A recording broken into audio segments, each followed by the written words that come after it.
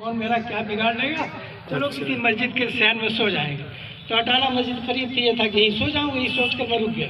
खैर वहाँ पहुँचा तो अली मेहनती साहब तशरीफ़ लाए और मैंने 11 बरस के उनकी एक तकरीर सुनी जो उस वक्त क़याम इंसानियत के इजलास के तहत पूरे हिंदुस्तान में चल रही थी। अल्लाह का शुक्र है शायद यहाँ हाज़रीन में मैं अकेला शख्स मौजूद हूँ। अब उनके साहबजादे उस नदवा से ताल्लुक़ रखने वाले एक बड़े आलिम दीन के साहबजादे यहाँ मौजूद हैं, उनकी मौजूदगी अलग है। लेकिन मैं कहना चाहूँगा शायद मैं अकेला शख्स हूँ कि मैंने क़याम इंसानियत के जलसे में खुद मौलाना की तकरीर सुनी और आज तक उसका बहुत सा हिस्सा मेरे जहन में मौजूद है।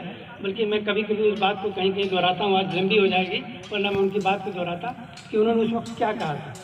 आज मैं ये बात अर्ज़ करना चाहता हूँ कि तकरीबन 6वीं सदी हिजरी में एक बड़ा अरबी स्कॉलर गुजरा है, अबुल अला अल मारवी।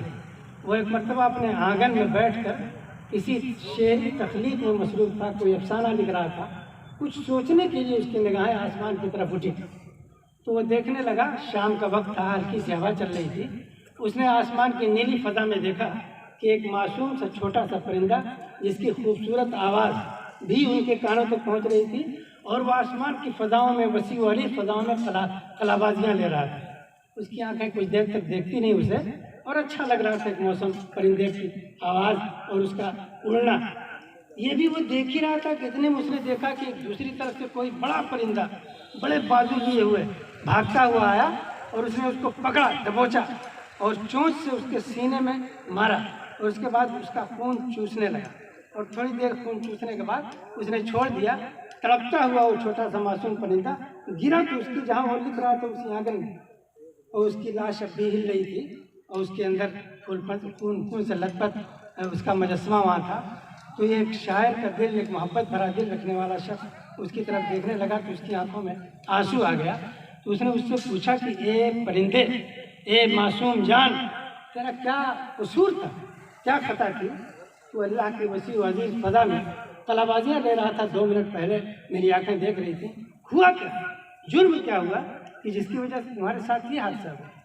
तो कहते हैं उसको ऐसा महसूस हुआ कि उस लथपथ लाश से एक आवाज़ सुनाई पड़ी जिसको उसने कहा कि तकदीर के काजी का ये फतवा है अज़ल से, तकदीर के काजी का ये फतवा है अज़ल से, है जुर्म ज़ईफ़ी की सज़ा मर्गे मफाजात। इस दुनिया में, इस समाज में, किसी देश, किसी इलाके में रहने में आपको समझना पड़ेगा कि अगर मैं कमज़ोर हूँ तो मुझे कब कोई मजबूत, कोई ताकतवर क्या कर डाले कुछ पता नहीं। वो ये कह रहा था कि ये इंसान, आप नाला ना हो, आप परेशान ना हो, आपकी आंखों से आंसू नहीं निकलना चाहिए। हम जंगल के रहने वाले हैं। उस लाश से आवाज़ आई कि हम जंगल के रहने वाले हैं। हमारे जंगल का यही कानून है कि हर ताकतवर कमज़ोर को और हर मजबूत छोटे को, बड़ा छोटे को जब चाहता है दबोच लेता है। वहाँ इसको बुरा नहीं माना जाता। ये जंगल का कानून इंसानी ज़िंदगी में जब आने लगता है तो फिर से समझिए कि इंसानियत मुर्दा हो गया।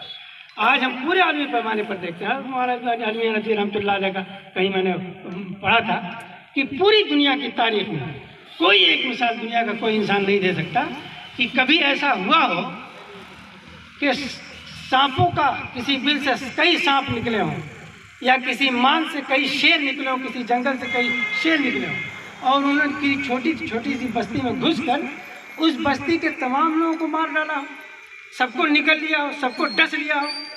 कोई एक सांप निकला हो और घर के सारे लोगों को डस गया हो।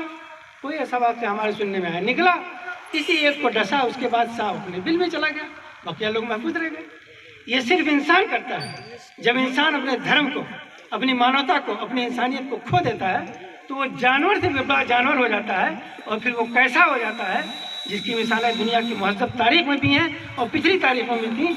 हिरोशिमा वगैरह में क्या हुआ कि पूरे पूरे शहर तबाह कर दिए गए। ये जानवर नहीं कर सकता, कभी जानवर नहीं कर सकता। ये इंसान करता है। कब करता है? जब उसके अंदर से इंसानियत का मतलब ही ख़त्म हो जाता है, वो नहीं जानता कि इंसानियत। इसलिए बहुत बड़ी ज़रूरत है जो इस प्लेटफार्म से आवाज़ दी जा रही। पहले हम इंसान बने।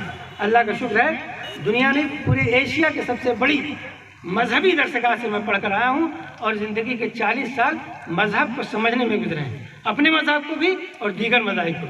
तमाम मज़ाहिब की तरफ से मैं बहुत مطلب اس کے ساتھ عزم کے ساتھ یہ بات کہنا چاہوں گا، کہہ سکتا ہوں کہ سارے دھرم اور سارے مذاہب کی روح کیا ہے؟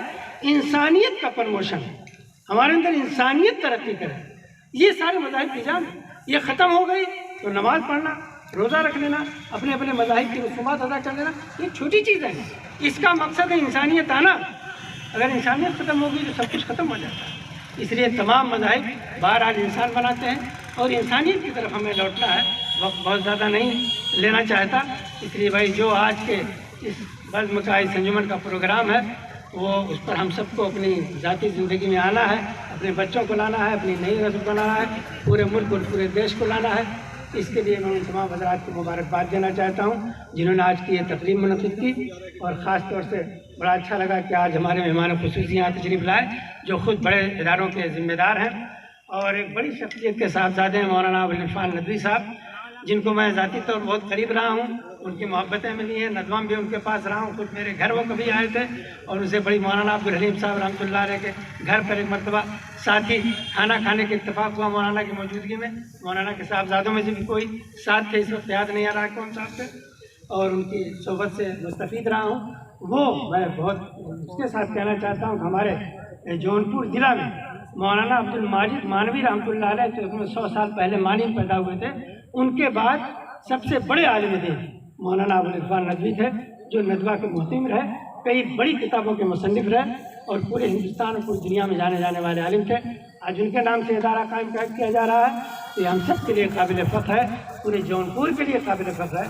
خدا کرے کہ یہ انجمن جو چراغ جلا رہی ہے، اس چراغ کی روشنی صبرات اور اس علاقے سے بڑھ کر پورے ہندوستان میں پھیلے۔ انہی دعاؤں کے ساتھ میں اس محبت بھرے دعائیہ شعر آپ حضرات کی دعائیہ شعر کے ساتھ رخصت ہونا چاہوں گا کہ وطن کی عزت و عظمت کے پاسدار ہو تم، وطن کی عزت و عظمت کے پاسدار ہو تم، زمیں کے نغموں نکھت کے پہرے دار ہو تم، میری نظر، میری فطرت، میرا اصول ہو تم، سلام تم پہ کہ میرے چمن کے پھول ہو تم۔ شکریہ خدا۔